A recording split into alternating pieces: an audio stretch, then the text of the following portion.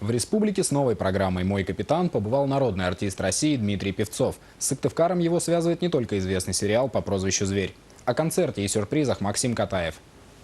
В Коме Дмитрий Певцов не впервые. В 90-м в Верхнечевской колонии номер 1 снимали некоторые сцены из фильма по прозвищу «Зверь», где народный артист России получил свою первую главную кинороль. С тех пор актер участвовал в нескольких десятках спектаклей, фильмов и сериалов. А сейчас предстал перед жителями Коми в новом амплуа исполнителя песен. С такой концертной программой народный артист России выступает, начиная с 2010-го, как сольно, так и со стрит-рок-группой «Картуш» под руководством Андрея Вертузаева. Новая концертная программа «Мой капитан» получила название в честь одноименного фильма, в котором Дмитрий Певцов сыграл главную роль. Лейтмотивом через ленту проходит песня «Черный пес». Ее написал сыктывкарский бард Владислав Можайкин. Он тоже был в зале. Словно боцман чайки за ласком, и корабль давно на мели. Черный пес теплым ветром обласкан, чутко спит в придорожном пыли. Эта песня принесла Владиславу Можайкину бронзу на всероссийском конкурсе телеканала «Культура. Романс 21 века». На гала-концерте «Черного пса» исполнил Дмитрий Певцов.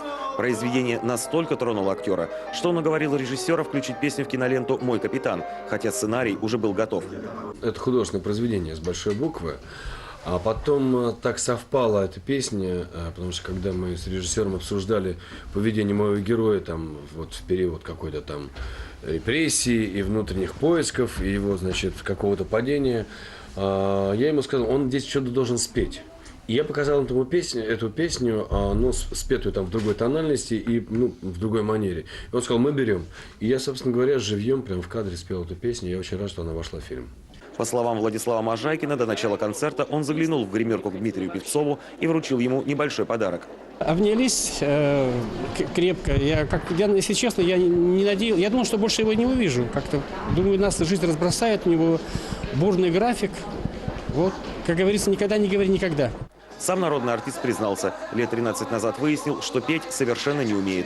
Решил научиться. И вот теперь много времени отдает музыке и, конечно, родному Ленкому. В кино снимается редко.